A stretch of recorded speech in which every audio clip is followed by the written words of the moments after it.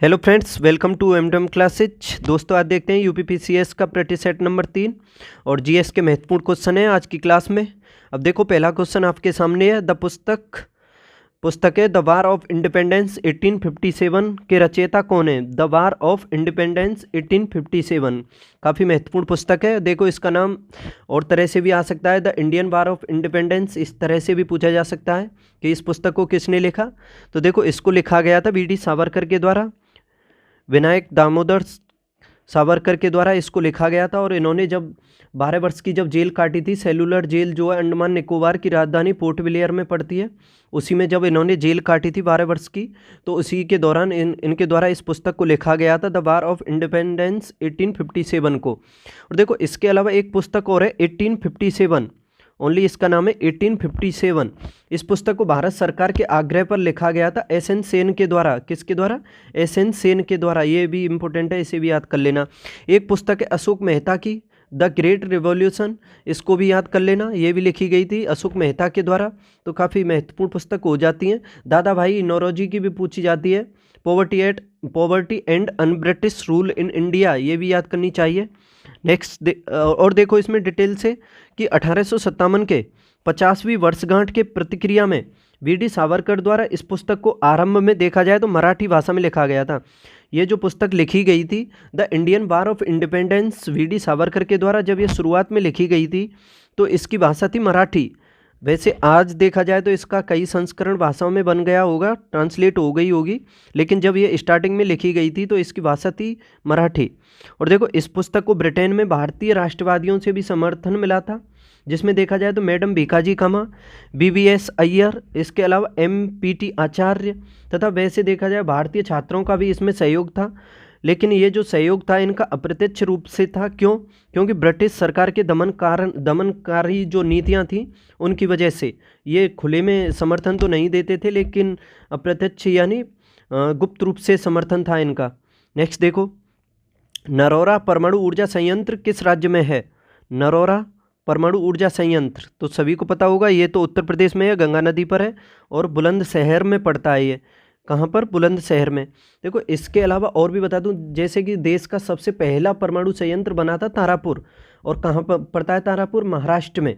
और ये बना था अमेरिका के सहयोग से। तारापुर में भारत का सबसे पहला परमाणु संयंत्र बना था अमेरिका के सहयोग से महाराष्ट्र में। एक है कुडनकुलम, ये तमिलनाडु में पड़ता है, ये इसमें सहयोग किया था रूस ने। एक रावत भाटा है, वो भी पढ़ा होगा आपने, और देश का 25वां है रावत भाटा जो है वो राजस्थान में पड़ता है। इसके अलावा नरोरा तो उत्तर प्रदेश में इम्पोर्टेंट है ही आपके लिए। एक केगा और है, देखो केगा में का आ रहा है तो कर्नाटक में पड़ता है ये। और देखा जाए तो देश का 20वां था ये जो केगा था, ये भी महत्वपूर्ण है, और देश का 20वां था, और ये कर्नाटक में स्थित है। और इसके अलावा एक काकरापार और है, काकरापार ये गुजरात में है। कहाँ पर है? गुजरात में है। कलपक्कम तमिलनाडु में, कलपक्कम और कुडनकुलम ऐसे नाम तो तमिलनाडु में ही मिलते हैं, तो आसान है याद करना। कलपक्कम और कुडनकुलम ये दोनों तमिलनाडु में। और जैतापुर और है एक, जैतापुर महाराष्ट्र में। देखो, जैतापुर और तारापुर दोनों पुर आ रही है, तो आसानी से कर सकते हो इसको याद। तारापुर, ये जैतापुर और तारापुर दोनों महाराष्ट्र में। नेक्स्ट देखो, बृहद ज्वार की घटना के लिए निम्न में से कौन सी स्थिति आवश्यक है?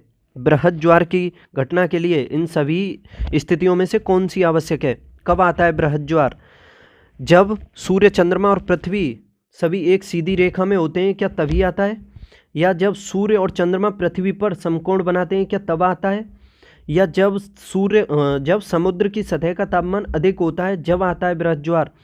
या जब हवाएं तेज चलती हैं, जब आता है? देखो, आपको इस क्वेश्चन में बताऊं कि आपने शब्द दो सुने होंगे, ज्वार और भाटा। ज्वार भाटा ये क्या मतलब होता है? देखो, समुद्र में देखा जाए तो जल स्तर को ऊपर उठने को तो कहते हैं हम ज्वार, और जब जल ऊपर उठने के बाद फिर बाद में नीचे को गिरता है तो उसको कहते हैं भाटा। यानी ज्वार तो संबंधित है जल स्तर को ऊपर उठने से, और भाटा है जल स्तर को नीचे गिरने से। और देखो, ये क्यों आते हैं, इसका भी महत्वपूर्ण कारण है क्यों आते हैं, तो इसके बारे में समझो कि जो समुद्री सतह पर देखा जाए तो समुद्री सतह पर ज्वार व भाटा की उत्पत्ति कैसे होती है, इसके बारे में बता दूं कि सूर्य व चंद्रमा का आकर्षण बल होता है इसमें। इसके अलावा पृथ्वी का गुरुत्वाकर्षण बल और अपकेंद्रीय बल, इनके प्रभाव से ये ज्वार भाटे आते हैं। कैसे? सूर्य और चंद्रमा के तो आकर्षण बल से, और पृथ्वी के गुरुत्वाकर्षण बल और अपकेंद्रीय बल से। इनका प्रभाव जब होता है इन बलों का तो ये ज्वार भाटा आते हैं, याद रखना। और देखो इसमें अच्छा क्वेश्चन है, ये यही पूछा है कि इसमें ज्वार की जो घटना है कौन सी स्थिति में होती है। तो देखो ये जो बृहद ज्वार यानी दीर्घ ज्वार की जो उत्पत्ति होती है जब सूर्य, चंद्रमा और पृथ्वी एक सीधी रेखा में होते हैं तब ये स्थिति होती है। तो इसका आंसर तो हो जाएगा ऑप्शन ए। लेकिन देखो एक चीज़ और पूछी जा सकती है कि जैसे मैंने आपको बताया था कि ये जो ज्वार भाटा जो आते हैं इसके लिए जिम्मेदार सूर्य, चंद्रमा का आकर्षण बल, उसके अलावा पृथ्वी का गुरुत्वाकर्षण और अपकेंद्रीय बल होता है। लेकिन आपको ये पूछा जा सकता है कि क्या इसमें चंद्रमा का अधिक जो वो बल है, आकर्षण बल अधिक प्रभावित करता है इसको, या सूर्य का अधिक प्रभावित करता है आकर्षण बल।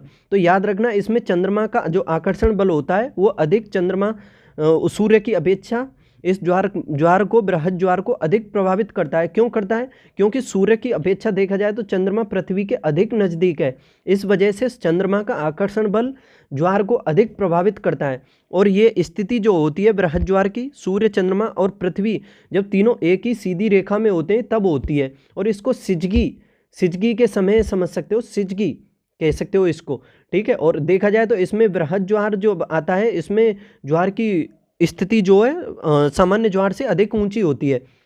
और ये जो ज्वार की उत्पत्ति होती है ये देखा जाए तो महीने में 2 बार हो सकती है, पूर्णिमा, अमावस्या और पूर्णिमा को, ठीक है। और लेकिन इसमें ऑप्शन बी देखो, सूर्य और चंद्रमा पृथ्वी पर समकोण बनाते हैं तो इस स्थिति को लघु ज्वार की उत्पत्ति होती है। समकोण की स्थिति पर तो लघु ज्वार आता है और एक ही सीधी रेखा में हो तो बृहद ज्वार आता है, याद रखना। देखो आपने 2 वर्ड और सुने होंगे, एक वर्ड है आपका सुपर मून, एक है ब्लू मून। सुपर मून किसको कहते हैं और ब्लू मून किसको कहते हैं? देखो सुपर मून, सुपर से समझ रहे होंगे, सुपर यानी बड़ा ही महसूस होगा, यानी सुपर चंद्रमा का आकार बड़ा महसूस हो तो उस स्थिति को हम कहेंगे सुपर मून। और सुपर मून की दशा में देखा जाए तो चंद्रमा पृथ्वी के सबसे, एक सेकंड क्या हो गया, हाँ तो देखो जब ये सुपर मून होता है तो चंद्रमा जो पृथ्वी के सबसे अधिक नज़दीक होता है और इसी वजह से चंद्रमा का आकार सबसे अधिक यानी बड़ा दिखाई देता है। देखा जाए तो सामान्य चंद्रमा की अपेक्षा 14% तो अधिक ये बड़ा दिखाई देता है और चमकीला भी अधिक दिखाई देगा, तकरीबन 30-35% के करीब अधिक चमकीला दिखाई देता है। इसी वजह से इस घटना को सुपर मून की संज्ञा दी जाती है। एक वर्ड होता है ब्लू मून, तो ब्लू मून के बारे में भी बता दूं मैं आप सभी को, ये भी काफ़ी इंपॉर्टेंट घटना होती है। देखो अगर किसी माह में, समझ लेना, अगर किसी माह में 2 पूर्णिमाएँ हो जाएं तो समझ लेना जो दूसरी पूर्णिमा होती है उस दूसरी पूर्णिमा की रात को जो चंद्रमा दिखाई देता है तो उसको हम ब्लू मून कहते हैं। और जो ये घटना होती है 30 या 31 दिन वाले महीने में होती है, याद रखना, क्योंकि 29 फरवरी को तो ये हो नहीं सकती है, क्योंकि जो पूर्णिमा आती है 30 दिन के बाद ही आती है, या 30 दिन का होना चाहिए वो महीना या 31 का।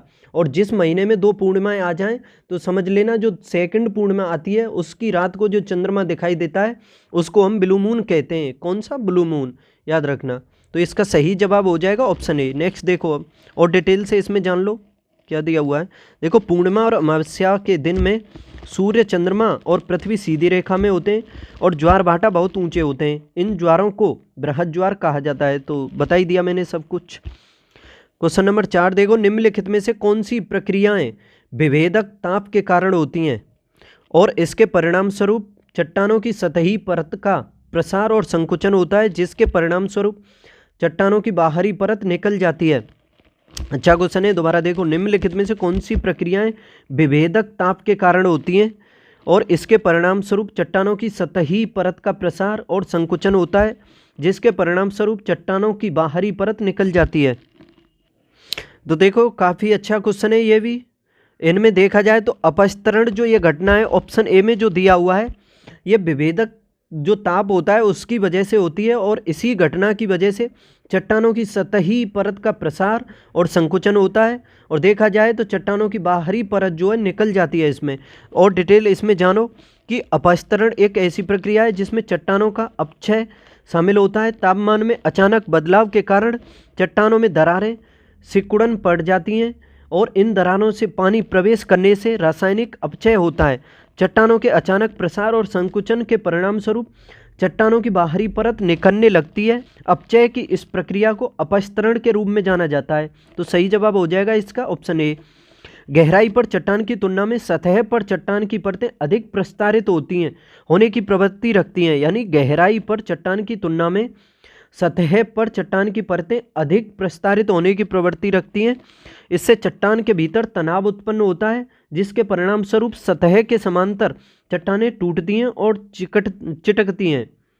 नेक्स्ट देखो, निम्नलिखित में से किसे अनुच्छेद 350 बी के अंतर्गत नियुक्त किया जाता है? निम्नलिखित में से कौन सा अनुच्छेद 350 के अंतर्गत, यानी अनुच्छेद 350, इसके अंतर्गत इन चारों में से किसको नियुक्त किया जाता है? भाषाई अल्पसंख्यकों के लिए विशेष अधिकारी को, हिंदी भाषा के लिए विशेष अधिकारी को, अंग्रेजी भाषा के लिए विशेष अधिकारी को, या अनुसूचित जनजातियों के लिए विशेष अधिकारी को? देखो, जो भाग 17 है 343 से लेकर के 351 तक राजभाषाओं से संबंधित है। तो भाषाओं के बारे में तो ये सभी ऑप्शन दिए हुए हैं तकरीबन, लेकिन इसमें देखा जाए तो भाषाई अल्पसंख्यकों के लिए विशेष अधिकारी को नियुक्ति से संबंधित ये आर्टिकल 350 भी कहता है। तो इसका सही जवाब तो ऑप्शन ए हो जाएगा। और इसमें डिटेल से जानो कि भाषाई अल्पसंख्यकों के लिए विशेष अधिकारी राष्ट्रपति द्वारा नियुक्त किए जाते हैं। 1956 के 7वें संविधान संशोधन अधिनियम 1956 में हुआ था ये 7वां संविधान संशोधन अधिनियम।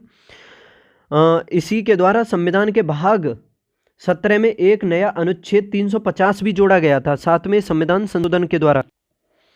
और देखो, 7वां संविधान संशोधन अधिनियम जो है ये एक महत्वपूर्ण संविधान संशोधन अधिनियम है। क्योंकि ये जब हुआ था तो इसी के द्वारा राज्यों का पुनर्गठन किया गया था, जिसके तहत पता होगा आप सभी को 14 राज्य और 6 संघ शासित बनाए गए थे। सबसे पहले जब भारत में राज्य पुनर्गठन किया गया था तो उसमें 14 राज्य और 6 संघ शासित प्रदेश बनाए गए थे, और इसके लिए महत्वपूर्ण हुआ था 7वां संविधान संशोधन 1956 में। और इसी के द्वारा ये 17वें भाग में 350 बी को भी जोड़ा गया था। और देखो इसमें कि इस अधिकारी को भाषाई अल्पसंख्यकों के राष्ट्रीय आयुक्त रूप में जाना जाता है। यह आयुक्त केंद्रीय स्तर पर अल्पसंख्यक मामलों के मंत्रालय के अंतर्गत आता है। नेक्स्ट क्वेश्चन देखो, संविधान की मसौदा समिति के समक्ष प्रस्तावना किसके द्वारा प्रस्तुत की गई थी? संविधान की मसौदा समिति के समक्ष प्रस्तावना किसके द्वारा प्रस्तुत की गई थी? यानी संविधान की जो मसौदा समिति यानी प्रारूप समिति, ड्राफ्टिंग कमेटी, तो इसके सामने जो प्रस्तावना पेश की गई थी किसके द्वारा की गई थी? तो देखो सभी को पता होगा, तो ये प्रस्तावना पेश किसके द्वारा की गई थी? पंडित जवाहरलाल नेहरू के द्वारा। तो ऑप्शन ए तो इसका सही जवाब हो जाएगा।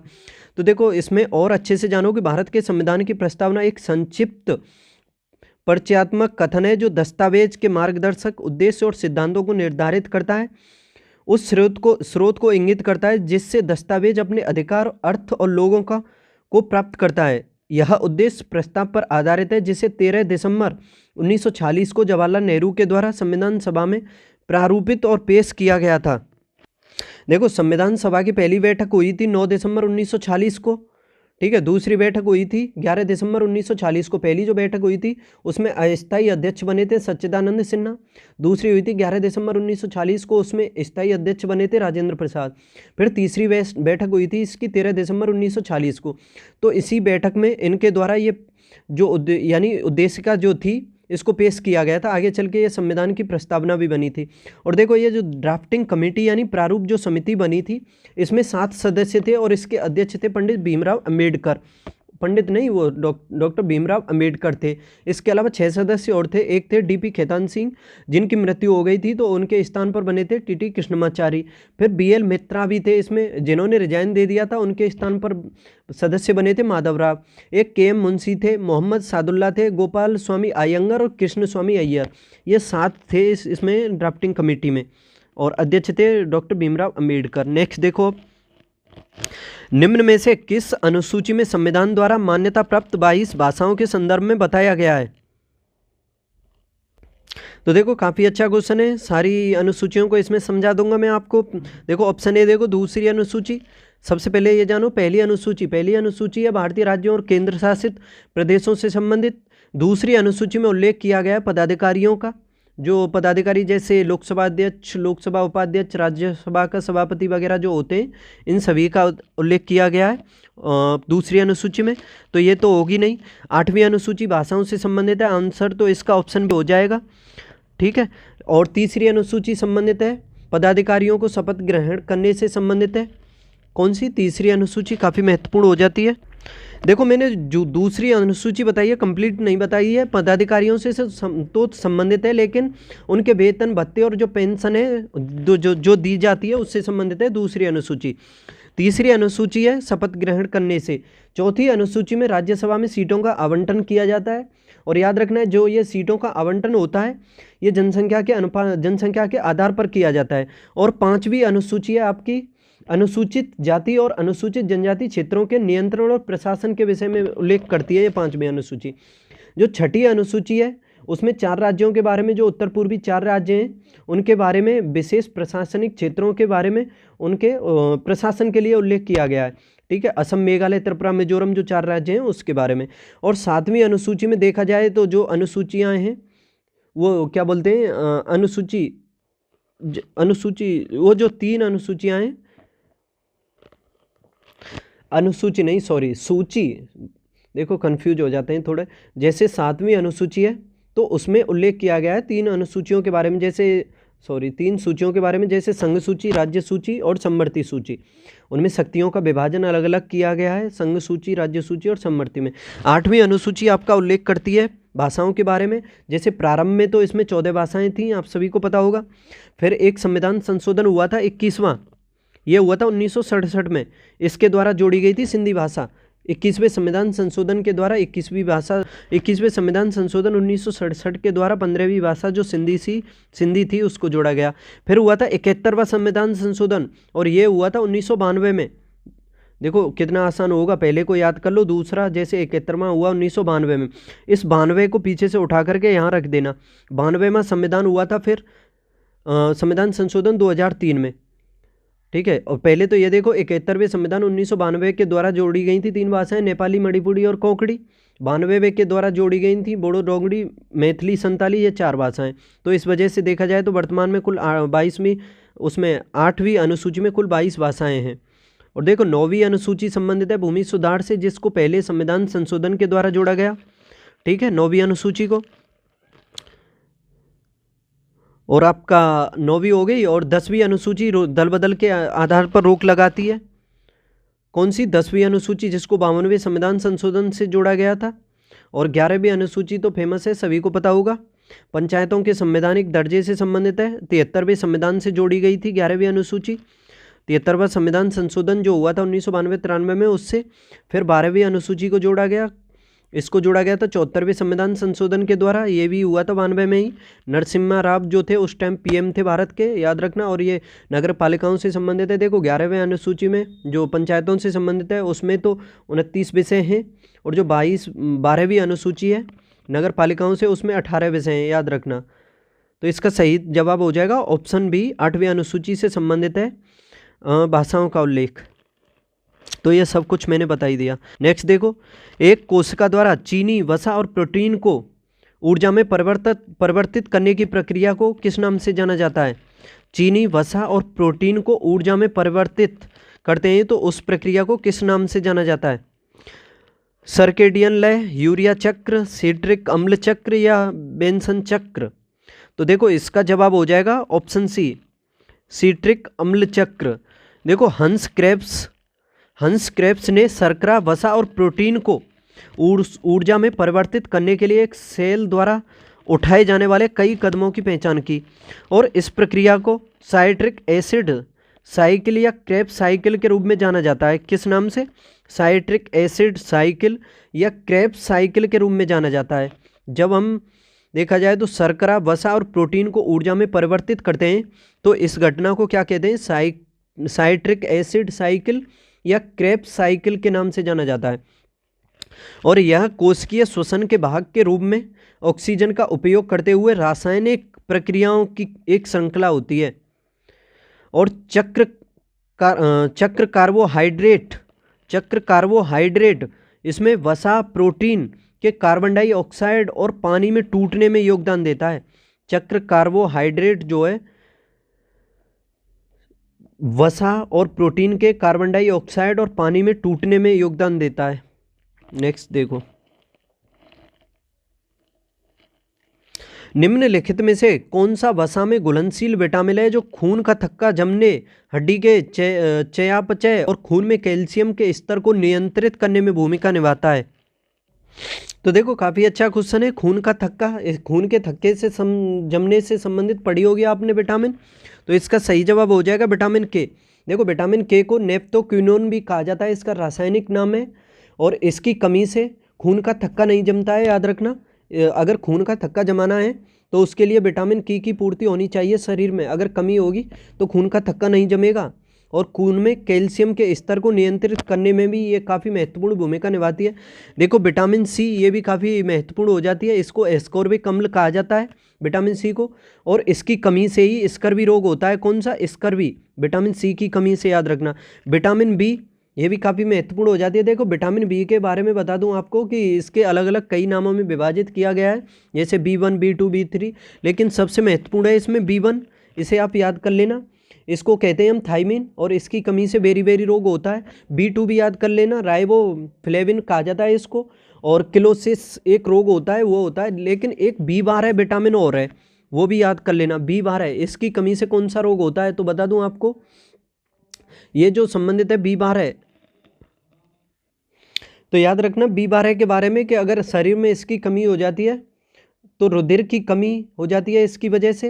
अगर विटामिन B12 कम होगी शरीर में तो रुधिर की कमी हो जाएगी, तंत्र में गड़बड़ी भी हो जाएगी। और देखो एकमात्र विटामिन है B12 जिसमें कोबाल्ट धातु पाया जाता है। कौन सी विटामिन में पाया जाता है? B12 में, याद रख लेना।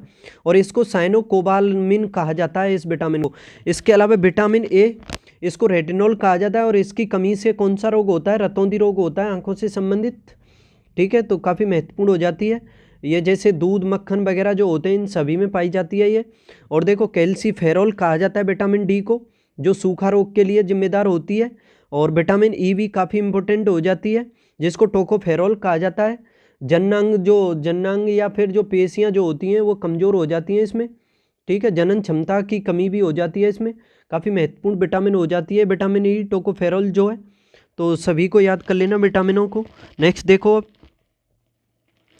एलोरा की गुफाएं कहाँ हैं? एलोरा की गुफाएं किस राज्य में स्थित हैं, ये पूछा है इसमें। तो सभी को पता होगा एलोरा और अजंता की गुफाएं महाराष्ट्र में पड़ती हैं, औरंगाबाद में। कहाँ पर? महाराष्ट्र में। और देखो एलोरा गुफाएं महाराष्ट्र राज्य में स्थित हैं। ये गुफाएं देखा जाए तो हिंदू, जैन और बौद्ध, ये तीनों धर्मों से संबंधित हैं। इनकी तीनों धर्मों की यहाँ पर चित्र और मूर्तियाँ हैं। ये जो एलोरा की गुफाएं हैं, इन गुफाओं में बौद्ध, जैन और हिंदू तीनों धर्मों के चित्र और मूर्तियां मिलती हैं। इसके अलावा इन गुफाओं को देखा जाए तो 600 से लेकर 1000 ईसा पूर्व में निर्मित किया गया था, 600 से 1000 ईसा पूर्व। और एलोरा की गुफाएं यूनेस्को विश्व विरासत स्थल में भी शामिल है, और इसमें चट्टान को काटकर बनाई गई विश्व की सबसे बड़ी मंदिर गुफा भी है। कैलाश मंदिर जो है वो इसी में स्थित है, और एक ही चट्टान को काट करके बनाई गई थी, याद रखना, जो कैलाश है। तो याद रख लेना, ये जो गुफाएं हैं एलोरा की, ये महाराष्ट्र में पड़ती हैं, हिंदू, जैन और बौद्ध धर्म से संबंधित हैं। इसमें कुल एलोरा की गुफाओं में 34 गुफाएं शामिल हैं। और देखो इनका निर्माण कराया गया था राष्ट्रकूटों के द्वारा एलोरा की गुफाओं को बनाया गया था, याद रखना, महत्वपूर्ण हो जाती हैं ये एलोरा की गुफाएं। नेक्स्ट देखो, अब निम्नलिखित में से किस गुप्त राजा को महेंद्रादित्य की उपाधि से जाना जाता है? बताओ इस क्वेश्चन का आंसर, किस राजा को महेंद्रादित्य की उपाधि से जाना जाता है? चैनल को भी सब्सक्राइब कर लो अगर नहीं किया है तो। अगर आपको क्वेश्चन अच्छे लग रहे हो तो शेयर भी कर दो अपने दोस्तों के बीच। देखो चैनल को सब्सक्राइब करना, शेयर करना तो आपका फर्ज ही बनता है। मैं आपके लिए इतनी मेहनत कर रहा हूँ तो आपका भी तो फर्ज है कुछ। तो देखो इसमें गुप्त राजा को महेंद्रादित्य की उपाधि से जाना जाता है। कौन सा गुप्त शासक है जिसको महेंद्रादित्य की उपाधि से? तो देखो इसका सही जवाब हो जाएगा आपके सामने कुमारगुप्त। कुमारगुप्त को जाना जाता है महेंद्रादित्य के नाम से। देखो कुमारगुप्त ने महाराजाधिराज, परम भट्टारक और परमाद्वैत की उपाधियों का उच्चारण किया, यानी महाराजाधिराज, परम भट्टारक और परमाद्वैत, ये सभी उपाधियां जो हैं कुमारगुप्त से संबंधित हैं। उन्होंने महेंद्रादित्य शीर्षक भी अपनाया था। तो समझ सकते हो ये चारों उपाधियां इन्हीं से संबंधित हैं। कुमारगुप्त को महाराजाधिराज, परम भट्टारक, परमाद्वैत, इसके अलावा महेंद्रादित्य, इन सभी उपाधियों से संबोधित किया जाता था। R.D. बनर्जी के अनुसार गुप्त वंश के रामगुप्त को राष्ट्रकूट शासक के अमोघ वर्ष द्वारा 8वीं शताब्दी के तांबे के भूमि अनुदान में उल्लेख किया गया था। छोड़ो, इतना इंपॉर्टेंट नहीं है। गुप्त वंश 275 ईस्वी में श्री गुप्त द्वारा स्थापित किया गया था, सभी को पता होगा, और 320 ईस्वी में प्रमुखता से उभरा और उत्तरी भारत के बड़े हिस्से के साथ ही मध्य और दक्षिणी भारत के कुछ ही हिस्सों में फैल गया। देखो, गुप्त वंश की स्थापना तो श्री गुप्त ने की थी 275 में, लेकिन इसमें इसका वास्तविक जो संस्थापक कहा जाता है वो चंद्रगुप्त फर्स्ट को कहा जाता है। किसको? चंद्रगुप्त फर्स्ट को, जिसका टाइम पीरियड जो था 319 से लेकर के 335 तक शासन किया था चंद्रगुप्त प्रथम ने। और इसका गुप्त वंश का पूछा जा सकता है आपसे, कब से कब तक शासन किया था।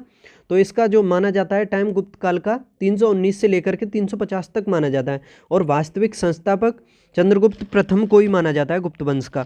देखो, इलाहाबाद स्तंभ लेख में गुप्त वंश के पहले राजा के रूप में श्री गुप्त का उल्लेख है, जो इसमें देखो 413 ईस्वी में चंद्रगुप्त द्वितीय की मृत्यु के बाद उसका पुत्र कुमारगुप्त अगला राजा बना और उसने 20 से अधिक वर्षों तक शासन किया था। उन्होंने अश्वमेध यज्ञ किया और अपने दादा समुद्रगुप्त की तरह उन्होंने अश्वमेध प्रकार के सिक्के भी जारी किए थे। देखो, ये जो समुद्रगुप्त है इसी को भारत का नेपोलियन कहा है। स्मिथ के द्वारा इसको समुद्रगुप्त को भारत का नेपोलियन कहा गया है, महत्वपूर्ण हो जाता है। और देखो, एक लिच्छवी की राजकुमारी थी कुमार देवी, उससे चंद्रगुप्त प्रथम ने शादी की थी। याद रखना, पूछी जाती है कि लिच्छवी की राजकुमारी कुमार देवी से विवाह किसने किया था। जो इसका वास्तविक संस्थापक है चंद्रगुप्त प्रथम, इसके द्वारा शादी की गई थी लिच्छवी की राजकुमारी से। और देखो, समुद्रगुप्त के बारे में बता दूं, ये भी काफ़ी फेमस है, भारत का नेपोलियन तो कहा ही जाता है इसको। इसने 3 नीतियां अपनाई थी। पहली नीति थी इसके द्वारा जो अपनाई गई थी ग्रहण, इसके द्वारा ये शत्रु पर अधिकार करता था। दूसरी थी इसमें इसके द्वारा जो अपनाई गई मोक्ष, इसके द्वारा ये शत्रु को मुक्त कर देता था समुद्रगुप्त जो है। और तीसरी नीति थी अनुग्रह, इसके द्वारा ये शत्रु को उसका राज्य वापस करके यानी लौटा करके दया कर देता था। तो काफ़ी महत्वपूर्ण हो जाता है। देखो, इलाहाबाद का जो अभिलेख है उसके बारे में आपने पढ़ा होगा। इलाहाबाद का जो अभिलेख है वो इसी से संबंधित है, समुद्रगुप्त से। जो इसका दरबारी कवि हुआ था हरिश्सेन, उसके द्वारा इसकी विजयों को उस पर लिखवाया गया था। देखो, जो इलाहाबाद अभिलेख है उसको अशोक ने लिखवाया था, पहले कौशाम्बी में था, इलाहाबाद में इसको स्थानांतरित किया था बाद में अकबर ने।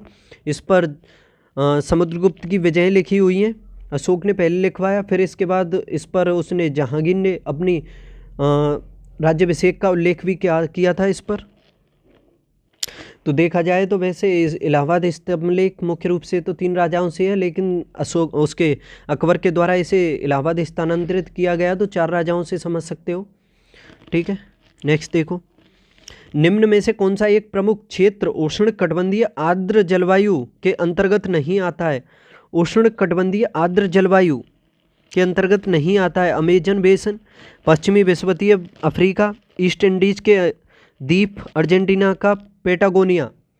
तो देखो, अर्जेंटीना को देखा होगा अपने मैप में, तो वो तो मकर रेखा से नीचे की तरफ पड़ता है। उसमें ये जो है क्या बोलते हैं, ये पेटागोनिया जो मरुस्थल है, तो मकर रेखा से नीचे होगा, तो उष्णकटिबंधीय कहाँ आएगा? तो इसका तो जवाब यही हो जाएगा ना, ऑप्शन डी। क्या हो जाएगा? Option D. पेटागोनिया का जो मरुस्थल है अर्जेंटीना का, वो उष्णकटिबंधीय आर्द्र जलवायु में नहीं आता है। देखो, इसमें और भूमध्य रेखा के पास उष्णकटिबंधीय आर्द्र जलवायु पाई जाती है। प्रमुख क्षेत्र देखे जाएं तो इसमें दक्षिण अमेरिका के अमेजन बेसन, पश्चिमी विषुवतीय अफ्रीका, ईस्ट इंडीज, और यहाँ देखो प्रत्येक वर्ष माह में दोपहर में गरजने के साथ वर्षा होती है, काफ़ी अधिक टेम्परेचर रहता है, काफ़ी तीव्र वर्षा भी होती है, सबसे अधिक जैव विविधता भी इन्हीं क्षेत्रों में पाई जाती है। और देखो, एंडीज मरुस्थल के पश्चिम में पेटागोनिया मरुस्थल की स्थिति है, बता दिया मैंने आपको।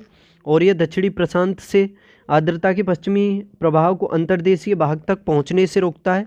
और देखो, एंडीज जो पर्वतमाला है अमेरिका महाद्वीप की, दक्षिणी अमेरिका महाद्वीप की विश्व की सबसे लंबी पर्वतमाला है। याद रखना, पश्चिमी उसमें पड़ती है पश्चिमी अफ्रीका महाद्वीप में, ये पश्चिमी अमेरिका महाद्वीप में, ठीक है। और टिटिकाका झील भी पूछी जाती है, पेरू और बोलिविया की सीमा पर स्थित है टिटिकाका झील। एक अटाकामा मरुस्थल भी है, अटाकामा मरुस्थल जो पड़ता है अर्जेंटीना के उत्तरी और बोलिविया के क्षेत्रों में पड़ता है। नेक्स्ट देखो IOSCO प्रतिभूति बाजारों के लिए अंतर्राष्ट्रीय मानक सेंटर है। IOSCO का पूर्ण रूप क्या है? IOSCO का पूर्ण रूप प्रतिभूति आयोगों पर भारतीय संगठन, अंतर्राष्ट्रीय प्रतिभूति समिति संगठन, प्रतिभूति आयोग के अंतर्राष्ट्रीय संगठन, भारतीय प्रतिभूति समिति संगठन। देखो ये जो फुल फॉर्म जो होती हैं हिंदी में तो काफ़ी कठिन हो जाती हैं याद करना, लेकिन इंग्लिश में आसानी होती है। तो देखो इसका सही जवाब है ऑप्शन सी, ये जो है प्रतिभूति आयोगों के अंतर्राष्ट्रीय संगठन। और देखो इसमें International Organization of Securities Commission IOSCO security markets के लिए इंटरनेशनल स्टैंडर्ड सेंटर है ये, ठीक है। तो इसकी फुल फॉर्म क्या हो गई? International Organization of Securities Commission, ठीक है। नेक्स्ट देखो केंद्रीय जांच ब्यूरो है, केंद्रीय जांच ब्यूरो क्या है? संवैधानिक निकाय है क्या? कहीं इसका उल्लेख संविधान में देखा है आपने? केंद्रीय जांच ब्यूरो यानी CBI, इसका संविधान में कहीं उल्लेख पड़ा है क्या आपने? तो ये तो होगी नहीं, संविधान में तो कहीं भी नहीं है, तो पहला तो कट ही जाएगा इसका। क्या ये अतिरिक्त संवैधानिक निकाय है यानी अतिरिक्त गैर संवैधानिक, संविधान से अलग? तो इसका जवाब यही हो जाएगा ऑप्शन बी। संवैधानिक नहीं है तो ये गैर संवैधानिक ही तो है, तो इसका सही जवाब हो जाएगा अतिरिक्त संवैधानिक निकाय। केंद्रीय जांच ब्यूरो एक अतिरिक्त संवैधानिक निकाय है। CBI से अपनी शक्ति दिल्ली पुलिस स्थापना अधिनियम 1946 से प्राप्त करता है। ये जो CBI है अपनी शक्ति दिल्ली विशेष पुलिस स्थापना अधिनियम 1946 से प्राप्त करता है। और यह केंद्र सरकार, राज्य सरकार और भारत के उच्च न्यायालयों द्वारा उन्हें सौंपे गए भ्रष्टाचार और आपराधिक जांच से संबंधित मामलों से संबंधित है। महत्वपूर्ण जांच एजेंसी है CBI, याद रखना। हमारे संविधान के उद्देशिका में कितने प्रकार की स्वतंत्रता का वर्णन किया गया है? तो देखो काफ़ी अच्छा क्वेश्चन है कि जो भारत की प्रस्तावना है उसमें आप सभी को पता होगा 5 प्रकार का न्याय है कि वो 5 प्रकार की स्वतंत्रता है। न्याय तो 3 प्रकार का है, सामाजिक, आर्थिक और राजनीतिक न्याय है इसमें। और 5 प्रकार की स्वतंत्रता जैसे विचार, अभिव्यक्ति, धर्म, विश्वास और उपासना की स्वतंत्रता। और देखो प्रस्तावना मैंने आपके सामने रखी है इसमें कि देखो प्रस्तावना क्या कहती है। हम भारत के लोग, ये अच्छे से याद कर लेनी चाहिए आपको प्रस्तावना, 8-10 बार रिवाइज करो, अच्छे से याद हो जाएगी। देखो हम भारत के लोग भारत को एक संपूर्ण प्रभुत्व संपन्न समाजवादी पंथनिरपेक्ष यानी धर्मनिरपेक्ष भी कह सकते हो, लोकतंत्रात्मक गणराज्य बनाने के लिए तथा इसके समस्त नागरिकों को सामाजिक, आर्थिक और राजनीतिक न्याय, इसके अलावा विचार, अभिव्यक्ति, विश्वास, धर्म और उपासना की स्वतंत्रता हो गई। इसके बाद प्रतिष्ठा और अवसर की समानता, देखो समानता भी दी हुई है, प्रतिष्ठा और अवसर की समानता प्राप्त कराने के लिए तथा उन सब में व्यक्ति की गरिमा और राष्ट्र की एकता और अखंडता सुनिश्चित करने वाली बंधुता बढ़ाने के लिए दृढ़ संकल्पित होकर अपनी इस संविधान सभा में आज दिनांक 26 नवंबर 1949 को एतद द्वारा इस संविधान को अंगीकृत, अधिनियमित और आत्मार्पित करते हैं। ठीक है, ये महत्वपूर्ण पॉइंट है। अंगीकृत, अधिनियमित और आत्मार्पित कब की गई प्रस्तावना, संविधान कब किया गया? अंगीकृत, अधिनियमित और आत्मार्पित तो 26 नवंबर 1949 को। इसमें याद रखना 3 प्रकार का न्याय है, सामाजिक, आर्थिक और राजनीतिक। 5 प्रकार की स्वतंत्रता है, विचार, अभिव्यक्ति, धर्म, विश्वास और उपासना की स्वतंत्रता। समानता भी पूछी जाती है, प्रतिष्ठा और अवसर की समानता है इसमें। इसके अलावा गरिमा और राष्ट्र की एकता और अखंडता के बारे में भी कहा गया है प्रस्तावना में, बंधुत्व के बारे में भी कहा गया है, तो काफ़ी महत्वपूर्ण हो जाती है, कह सकते हो संविधान का निचोड़ है ये। नेक्स्ट देखो, संविधान सभा ने किस वर्ष में संविधान को अंगीकार किया था? अभी बताया मैंने प्रस्तावना में, देखो प्रस्तावना से ही क्वेश्चन बन गया। 1949 में 26 नवंबर 1949 को। और देखो इसमें ये महत्वपूर्ण पॉइंट दिए हुए हैं। भारतीय संविधान को संविधान सभा ने 26 नवंबर 1949 को अपनाया और यह लागू हुआ था 26 जनवरी 1950 को। देखो संविधान को अपनाया तो 26 नवंबर 1949 को था संविधान सभा ने, लेकिन संविधान जो लागू हुआ था वो 26 जनवरी 1950 से हुआ था, याद रखना। और इसकी शुरुआत में देखा जाए तो 22 भाग 395 अनुच्छेद और 8 अनुसूचियाँ थीं। जब मूल संविधान था उसमें कुल 8 अनुसूचियाँ थीं, वर्तमान में देखा जाए तो 12 हैं। 395 अनुच्छेद थे। देखो 395 अनुच्छेद तो आज भी गिने जाते हैं, लेकिन ये अनुच्छेद के अंदर ही अनुच्छेद जोड़ दिए हैं, तो उसी हिसाब से देखा जाए तो संख्या में तकरीबन 450 के आसपास बैठेंगे। और भाग आज भी 22 ही हैं, याद रखना। वैसे तो ज़्यादा हो गए हैं, लेकिन वो उसी के अंतर्गत शामिल कर दिए हैं, तो भाग 22 ही गिने जाते हैं। दुनिया का सबसे लंबा संविधान है, महत्वपूर्ण विशेषता है ये इसकी। और संविधान सरकार के संसदीय स्वरूप का प्रावधान करता है, जो कुछ एकात्मक विशेषताओं के साथ संरचना में संघीय है। और देखो ये भी पूछा जाता है कि संविधान निर्माण में कितना टाइम लगा था, तो याद रखना 2 साल 11 महीने 18 दिन का टाइम लगा था संविधान निर्माण में। और विश्व का सबसे पुराना संविधान पूछा जाए तो किसका है, ओनली यही पूछे कि विश्व में सबसे पुराना संविधान, तो याद रखना ब्रिटेन का संविधान है, लेकिन वो अलिखित है 1215 में। ठीक है, जो अधिकार दिए गए थे उन्हीं को मैग्ना कार्टा कहा जाता है, तो वही संविधान है ब्रिटेन का 1215 में। लेकिन लिखित पूछा जाए तो सबसे पहला लिखित संविधान किसका है, ब्रिटेन का, उसका अमेरिका का, यूएसए का, याद रखना। और सबसे बड़ा विश्व में लिखित संविधान किसका है, भारत का है। नेक्स्ट देखो, यदि किसी पौधे की विशिष्ट जाति को वन्यजीव सुरक्षा अधिनियम 1972 की अनुसूची 6 में रखा जाता है, तो इसका क्या मतलब होता है। यदि किसी पौधे की विशिष्ट जाति को वन्यजीव सुरक्षा अधिनियम 1972 की अनुसूची 6 में रखा जाएगा, तो इसका क्या तात्पर्य होगा।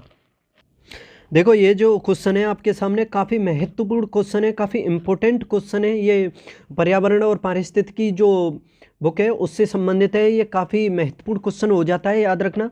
देखो वन्यजीव संरक्षण अधिनियम जो है 1972 का है, उसके अंतर्गत देखा जाए तो 6 अनुसूचियों को सूचीबद्ध किया गया है, सभी को पता होगा। और इसमें देखा जाए तो संरक्षण की विभिन्न जो पद्धतियां हैं उन सभी के बारे में जानकारी दी गई है। और देखो इसमें 6 अनुसूचियां मैंने बताई अभी।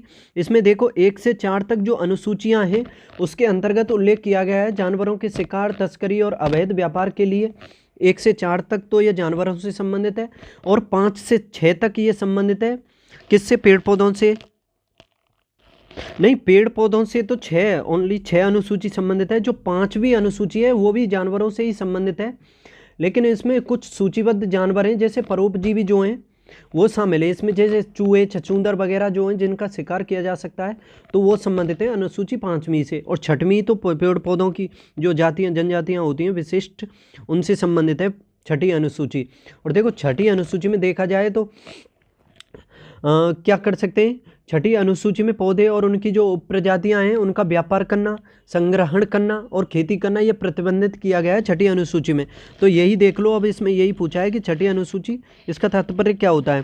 पहला है ऑप्शन इसमें, उस पौधे की खेती करने के लिए लाइसेंस की आवश्यकता होती है, तो बिल्कुल है लाइसेंस की आवश्यकता होगी, क्योंकि इसमें जो सूचीबद्ध किया गया है इसमें पेड़ पौधों की जो उपजातियाँ और जो प्रजातियाँ हैं उनको सूचीबद्ध किया गया है, और इसमें व्यापार करना, संग्रहण करना और खेती करना प्रतिबंधित कर दिया गया है। तो अगर आप उनकी खेती करोगे तो लाइसेंस तो लेना ही होगा, तो पहला तो इसमें बिल्कुल सही हो जाएगा इसका। दूसरा देखो, इसमें ऐसे पौधे की खेती किसी भी परिस्थिति में नहीं की जा सकती है। देखो ये तो की पॉइंट हैं आपके, किसी भी परिस्थिति में, मात्र ओनली ये वगैरह लग जाएँ तो वो तो ऑटोमेटिक ही गलत हो जाएगा, तो ऐसा तो कहीं भी कोई प्रावधान नहीं है, तो दूसरा तो इसमें काट ही दो। तीसरा है इसमें, यह एक आनुवंशिकतः रूपांतरित फसली पौधा होता है, तो ये भी कोई उल्लेख नहीं है ऐसा पौधा आक्रामक होता है और पारी तंत्र के लिए हानिकारक होता है, तो ये भी नहीं है। ये जो पौधे जो होते हैं, पौधे तो पारी तंत्र के लिए हानिकारक कहाँ होते हैं, पौधे तो अनुकूली होते हैं, पारी तंत्र को फायदा ही पहुँचाते हैं अधिकतम। ठीक है, तो इसका सही जवाब हो जाएगा ऑप्शन ए। देखो और डिटेल से समझ लो इसमें कि अधिनियम के तहत सूची 6 में ऐसे पौधे होते हैं जिनमें गढ़ा पौधा, नीला वंडा, लाल वंडा, कुथ आदि की खेती और रोपण वर्जित है। हालांकि एक्ट के तहत इसकी खेती करने के लिए लाइसेंस जरूरी होता है। वेडोम साइकेड, ब्लू वांडा, कुथ, महिलाओं चप्पल आर्किड, घड़ा संयंत्र, लाल वंडा, ये सभी इसी से संबंधित हैं। टेफ्लॉन का रासायनिक नाम क्या है, टेफ्लॉन का रासायनिक नाम, टेफ्लॉन का रासायनिक नाम बताना है। तो देखो टेफ्लॉन का जो रासायनिक होता है पॉलीटेट्रा फ्लूरोलो एथिलीन होता है, तो इसका ऑप्शन ए सही हो जाएगा, पॉलीटेट्रा फ्लूरोओरो एथिलीन। ठीक है, और ये जो होता है ना एक संश्लेषित फ्लूरो बहुलक होता है, याद रखना। और देखो इसमें डिटेल से कि पॉलीटेट्रा फ्लूरो एथिलीन का सामान्य नाम टेफ्लॉन होता है। क्या होता है इसका रासायनिक नाम क्या होता है? पॉलीटेट्रा फ्लोरोएथिलीन। और टेफ्लॉन या पॉलीटेट्रा फ्लोरोएथिलीन एक संश्लेषित फ्लूरो बहुलक होता है और यह अनेक कार्यों के लिए उपयोगी होता है। PTFE बहुत ही कठोर पदार्थ है, इस पर ऊष्मा, अम्ल तथा क्षार का प्रभाव नहीं पड़ता है, याद रखना। ये जो होता है PTFE ये बहुत ही कठोर पदार्थ होता है, इस पर ऊष्मा, अम्ल और क्षार का प्रभाव नहीं पड़ता है। यह विद्युत धारा का कुचालक होता है, यानी विद्युत धारा का इसमें संचालन नहीं होता है। एस्कॉर्बिक एसिड का रासायनिक नाम, एस्कॉर्बिक एसिड का सामान्य नाम तो मैंने बताया था अभी, विटामिन सी को ही कहा जाता है एस्कॉर्बिक एसिड। ऑप्शन ए हो गया। बाणभट्ट किसके दरबारी कवि थे? बाणभट्ट। तो देखो बाणभट्ट का सही जवाब हो जाएगा ऑप्शन डी, हर्षवर्धन के ये दरबारी कवि थे। बाणभट्ट हर्षवर्धन के दरबारी कवि थे। हर्षचरित की रचना की थी इन्होंने, जिसमें इन्होंने हर्षवर्धन के जीवन और उनके कार्यों का विवरण दिया। हर्षवर्धन ने कन्नौज यानी थानेश्वर और कन्नौज को मिलाकर के शासन किया था। इनकी राजधानी थानेश्वर कन्नौज भी रही। और जालंधर, कश्मीर, कामरूप और सिंध जैसे व्यापक प्रदेशों को सामंतों के माध्यम से संचालन करने के लिए सफल रहा था ये। और आपको ये बताना है कि हर्षवर्धन को हराया किसने था? नर्मदा नदी के तट पर हराया था। तो किसके द्वारा हरा गया था? ये हराया था हर्षवर्धन को, तो याद रखना हर्षवर्धन हारा था पुलकेशिन द्वितीय से। तो आप ये बता दो, चलो ये तो मैंने बता दिया कि हर्षवर्धन को पुलकेशिन द्वितीय ने हराया था, फिर पुलकेशिन द्वितीय को किसने हराया था? ठीक है, इसका जवाब आपको बताना है। नेक्स्ट देखो, निम्नलिखित में से किसके बीच पालखेड़ा का युद्ध हुआ था? महत्वपूर्ण है काफ़ी। पालखेड़ा का युद्ध किसके बीच हुआ था? पालखेड़ा का युद्ध, तो देखो इसका सही जवाब हो जाएगा ऑप्शन बी, बाजीराव प्रथम और निजाम उल मुल्क, यानी इसको निजाम उल मुल्क को चिनकिलिच खान भी कहा जाता है, याद रखना। और इसी के बीच हुआ था। हैदराबाद का निजाम था निजाम उल मुल्क, और बाजीराव प्रथम जो थे मराठा से संबंधित थे, तो इनके मध्य हुआ था। पालखेड़ा का जो युद्ध हुआ था 28 फरवरी 1728 को हुआ था। बाजीराव प्रथम एवं निजाम उल मुल्क के मध्य हुआ था ये। निजाम की इसमें पराजय हुई थी। निजाम के साथ मुंगी सिवागाम की संधि हुई थी इसमें। देखो निजाम के साथ कौन सी संधि हुई थी? मुंगी सिवागाम की। और दिल्ली पर आक्रमण करने वाला प्रथम पेशवा बाजीराव प्रथम था। प्रथम काफ़ी महत्वपूर्ण, यानी सभी जो पेशवा हुए हैं उन सभी में सबसे महान माना जाता है इसको, बाजीराव प्रथम को। और इसने संपूर्ण क्षेत्र को जीत लिया था। देखा जाए तो ये दिल्ली तक भी पहुंच गया था, लेकिन ये दिल्ली पर अधिकार नहीं कर पाया था। ठीक है, और 29 मार्च 1737 को दिल्ली पर धावा बोला था इसने। उस समय मुगल बादशाह था मोहम्मद शाह। ऐसा भी कहा जाता है कि मोहम्मद शाह दिल्ली छोड़ने के लिए राजी भी हो गया था, प्लान भी बना लिया था उसने दिल्ली छोड़ने के लिए इस बाजीराव प्रथम के डर से, लेकिन किसी कारण से ये बाजीराव प्रथम आगे नहीं बढ़ सका था, वापस लौट गया था। नेक्स्ट देखो, अब आपको क्या करना है इसमें, कौन सा महाजनपदों का जोड़ा उसकी संबंधित राजधानी के रूप में सही सुमेलित नहीं है ये देखना है। जो गलत सुमेलित है वो छांटना है। मगध की राजधानी राजगृह रही है। कोसल देखो कोसल की राजधानी श्रावस्ती है। देखो मगध की राजधानी राजगृह, ये तो काफ़ी महत्वपूर्ण ही है, सभी को पता होगा। राजगृह पहली बनी, उसके बाद पाटलिपुत्र बनी, फिर वैशाली बनी थी। ठीक है, तो ये याद कर लेना। और ये जो कौशल है, कौशल की बनी थी श्रावस्ती, ये भी काफ़ी महत्वपूर्ण हो जाती है। कौशल की श्रावस्ती भी याद करनी चाहिए आप सभी को। ठीक है, अच्छे से याद कर लेना। और देखो पूछा जा सकता है कि जो कौशल का जो क्षेत्र है वो कहाँ पर पड़ता है, तो कौशल के क्षेत्र के बारे में आप सभी को मैं बताना चाहूँगा। ये जो क्षेत्र है देखा जाए तो यूपी में है और अवध क्षेत्र है, जैसे फैजाबाद गोंडा जो क्षेत्र है उसी में पड़ता है। श्रावस्ती यानी अयोध्या, इसकी राजधानी अयोध्या भी रही है। और वत्स, ये भी काफ़ी महत्वपूर्ण है। वत्स की राजधानी कौशाम्बी, ये तो बिल्कुल सही मिलान है, वत्स की राजधानी कौशाम्बी है। और लेकिन ये जो अवंती दिया हुआ है ना ऑप्शन डी में, ये गलत है इसका, क्योंकि अवंती की राजधानी तो उज्जैन है। कौन सी अवंती की राजधानी? उज्जैन। अवंती की राजधानी उज्जैन है, तो यही गलत है। और ये इसमें जो गलत है वही पूछा है, तो ऑप्शन डी हो जाएगा। ठीक है, देखो उत्तरी राजधानी अवंती की देखा जाए तो उज्जैन रही, दक्षिणी भी रही है एक माहिष्मती, वो भी याद कर लेना। गांधार जो अफगानिस्तान में क्षेत्र है महाजनपद, उसकी राजधानी तक्षशिला। एक कम्बोज है कश्मीर में, उसकी राजधानी हाटक और राजापुर। असमक, देखो असमक जो है महाजनपद, एकमात्र ऐसा महाजनपद है असमक, ये दक्षिण भारत में था याद रखना, और गोदावरी के बीच था, गोदावरी और नर्मदा के बीच ही है, और इसकी राजधानी पोटल और पोटनी थी। इसके अलावा देखो कुरु भी पूछी जाती है, कुरु महत्वपूर्ण है, जो हरियाणा का क्षेत्र है, दिल्ली और हरियाणा का, इसकी राजधानी इंद्रप्रस्थ रही थी। मथुरा की कौन सी रही थी, उसकी सूरसेन की मथुरा रही थी याद रखना। मत्स्य की रही थी विराटनगर। जो मछलियाँ जो होती हैं काफ़ी विराट हो जाती हैं, जैसे व्हेल मछली तो याद कर सकते हो आसानी से। मल्ल कुश्ती लड़ते हैं तो मल्ल की राजधानी कुशीनगर रही। पावापुरी भी रही इसकी, ठीक है, मल्ल की। और देखो एक दो और होंगे याद कर लेना, जैसे अंग है, अंग की राजधानी रही थी चंपा या चंपा नगरी कह सकते हो। देखो जो चंपा है वो इसकी राजधानी रही है अंग की, तो काफ़ी महत्वपूर्ण है ये। बिहार का भागलपुर क्षेत्र जो है वो है। और देखो एक क्वेश्चन और पूछा जा सकता है आपसे कि बौद्ध ग्रंथ और जैन ग्रंथ कौन कौन से हैं जिसमें 16 महाजनपदों का उल्लेख किया गया है। तो याद रखना बौद्ध ग्रंथ तो है अंगुत्तर निकाय और जैन ग्रंथ है भगवती सूत्र। इन दोनों में 16 महाजनपदों का उल्लेख किया गया है। नेक्स्ट देखो, पालपेनी और सोहेली पार के लक्काद्वीप और मालिकू प्रबाल द्वीप के बीच में चैनल को किस नाम से जाना जाता है। कालपेनी सोहेली पार के लक्काद्वीप और मालिकू प्रबाल द्वीप के बीच में चैनल को किस नाम से जाना जाता है। तो देखो इसका सही जवाब क्या हो जाएगा, सही जवाब हो जाएगा option B 9 degree channel Kalpeni और सोहेली पार के जो लक्काद्वीप और मालिकू प्रबाल द्वीप हैं उसके मध्य है।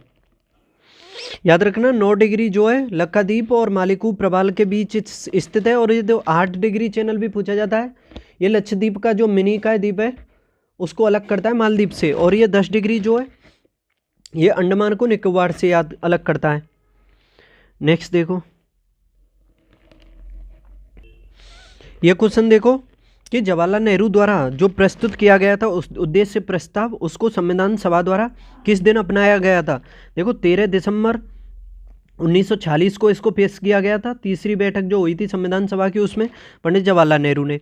तो ये पूछा है कि उसको कब अपनाया था संविधान सभा ने। तो देखो इसका सही जवाब हो जाएगा ऑप्शन बी 22 जनवरी 1947 को अपनाया था, पेश किया गया था ये 13 दिसंबर 1946 को।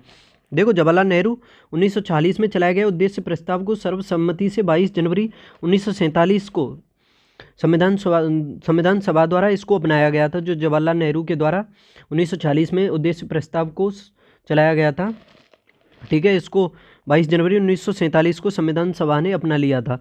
और संविधान के उद्देश्य यानी उद्देशिका या प्रस्तावना के तहत इसको परिभाषित किया गया था। और संविधान में देखा जाए तो समानता, स्वतंत्रता, लोकतंत्र और संप्रभुता की मूल प्रतिबद्धताओं का उद्देशिका या प्रस्तावना पर ही आधारित है। तो महत्वपूर्ण हो जाती है काफ़ी प्रस्तावना। निम्नलिखित में से कौन नीति आयोग की गवर्निंग काउंसिल का हिस्सा नहीं है। कौन नहीं है गवर्निंग काउंसिल का हिस्सा नीति आयोग की। प्रधानमंत्री, केंद्र शासित प्रदेशों के उपराज्यपाल, सभी राज्यों के मुख्यमंत्री, सभी राज्यों के राज्यपाल। तो देखो काफ़ी अच्छा क्वेश्चन है। जो नीति आयोग की गवर्निंग काउंसिल होती है उसके सदस्य देखा जाए तो प्रधानमंत्री भी होते हैं, केंद्र शासित प्रदेशों के उपाध्यक्ष भी होते हैं और सभी राज्यों के मुख्यमंत्री भी होते हैं। लेकिन ये जो ऑप्शन डी में दिया हुआ है राज्यपाल इसमें नहीं होते हैं। और देखो इसकी अध्यक्षता करते हैं प्रधानमंत्री। अगर याद रखना किसी भी समिति में या किसी भी कहते हो काउंसिल में अगर देखो अगर प्रधानमंत्री शामिल हों तो 99% उसकी अध्यक्षता प्रधानमंत्री ही करेंगे, याद रखना, ठीक है। तो देखो इसमें अब इसका सही जवाब हो जाएगा सभी राज्यपाल। नीति आयोग की गवर्निंग काउंसिल में भारत के प्रधानमंत्री, सभी राज्यों के मुख्यमंत्री और केंद्र शासित प्रदेशों के उपराज्यपाल, पदेन सदस्य और विशेष आमंत्रित सदस्य शामिल होते हैं। कौन कौन शामिल होते हैं? भारत के प्रधानमंत्री, राज्यों के मुख्यमंत्री, केंद्र शासित प्रदेशों के उपराज्यपाल, पदेन सदस्य, विशेष आमंत्रित सदस्य, ये सभी शामिल होते हैं। और यह देश की एक संप्रभु संस्था है जिसकी जवाबदेही विकास को आकार देने में राज्यों की सक्रिय हिस्सेदारी के साथ राष्ट्रीय विकास वरीयताओं, क्षेत्रों और रणनीतियों के एक साझे दृष्टिकोण को विकसित करना है। नेक्स्ट देखो, निम्न में से कौन सा विश्व का सबसे दक्षिणी शहर है? विश्व का सबसे दक्षिणी शहर किसको जाना जाता है? उसुवाया, बोगनविले द्वीप, पुएर्टो विलियम्स या डुनेडिन। संसार का सबसे दक्षिणी शहर, तो देखो पुएर्टो बिलियंस को जाना जाता है दुनिया में सबसे दक्षिणी शहर के रूप में। चिली द्वारा आधिकारिक रूप से पुएर्टो बिलियंस को शहर की श्रेणी में अपग्रेड किया गया है, जो दुनिया का सबसे दक्षिणी शहर है। और चिली के सुदूर दक्षिण में बीगल चैनल में नवारिनो द्वीप टिएरा डेल फ्यूगो द्वीप समूह का भाग है। इससे पहले उसुबाया अर्जेंटीना में सबसे दक्षिणी शहर था। देखो सबसे पहले इसमें उसुबाया जो था अर्जेंटीना का अधिकार था, इसमें ये सबसे दक्षिणी शहर था, लेकिन अब चिली का शहर है ये है पुएर्टो बिलियंस, ये दुनिया का सबसे दक्षिणी शहर है, याद रखना। जीएसएलवी का पूर्ण रूप क्या है? जीएसएलवी का देखो जियोसिंक्रोनस लगेगा इसमें, याद रख लेना। तो इसमें ए और सी तो वैसे ही कट जाएंगे। जियोसिंक्रोनस सैटेलाइट लॉन्चिंग व्हीकल, तो इसका ऑप्शन डी सही होगा, जियोसिंक्रोनस सैटेलाइट लॉन्चिंग व्हीकल। और पीएसएलवी का भी पूछा जाता है, PSLV polar satellite launching vehicle इसका है। और एक और पूछा जाता है जैसे आरएसएलवी का क्या होगा? आर से हो जाएगा reusable satellite launching vehicle, geosynchronous satellite launching vehicle GSLV, polar satellite launching vehicle PSLV, RSLV का हो जाएगा रीयूजेबल सैटेलाइट लॉन्चिंग व्हीकल। ये दोनों तो भारत ने बना लिए हैं, पीएसएलवी और जीएसएलवी। आरएसएलवी अगर जिस दिन ये बन जाएगा अच्छी किस्म का, तो याद रखना, समझ लेना अब 50% जो खर्चा है सैटेलाइट का वो कम हो जाएगा इंडिया का। क्यों? क्योंकि जैसे ये पीएसएलवी और जीएसएलवी छोड़े जाते हैं भारत के द्वारा, इसरो के द्वारा, तो एक बार में इनका प्रयोग एक बार ही किया जाता है, यानी छोड़ने के बाद ये नष्ट हो जाते हैं।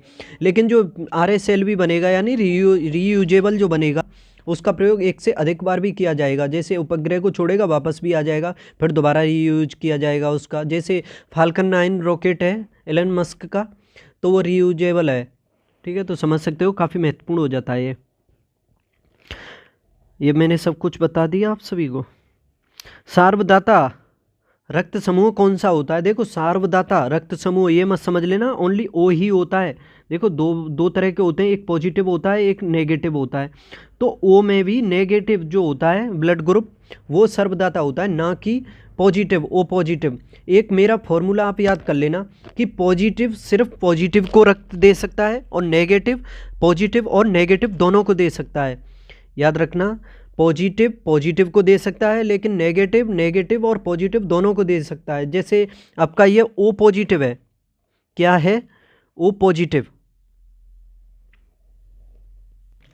तो जो ये ओ पॉजिटिव है ये ओ को ओ पॉजिटिव को दे सकता है, ए पॉजिटिव को दे सकता है, बी पॉजिटिव को दे सकता है और ए बी पॉजिटिव को दे सकता है।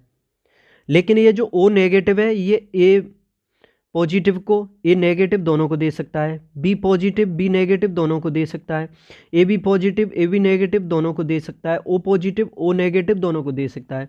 तो ये जो ओ नेगेटिव है ये सर्वदाता कहलाता है। और ए बी जो होता है ये सर्वग्राही कहलाता है। याद रखना, ए बी जो है सभी का ब्लड ले सकता है। और सुनो ये जो ए बी है ना, ए बी ये ओ पॉजिटिव, हाँ तो सही तो बता दिया मैंने।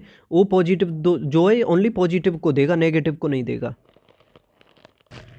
तुम इतना फॉर्मूला याद कर लो कि पॉजिटिव ओनली पॉजिटिव को, नेगेटिव पॉजिटिव और नेगेटिव सभी को दे सकता है। तो इसमें सर्वदाता हो जाएगा ऑप्शन ए ओ नेगेटिव। संयुक्त राष्ट्र शांति रक्षक अंतर्राष्ट्रीय दिवस कब मनाया जाता है? संयुक्त राष्ट्र संघ की स्थापना 24 अक्टूबर 1945 को हुई थी, इसी वजह से संयुक्त राष्ट्र दिवस 24 अक्टूबर को मनाया जाता है। लेकिन इसमें पूछा है संयुक्त राष्ट्र शांति रक्षक अंतर्राष्ट्रीय दिवस,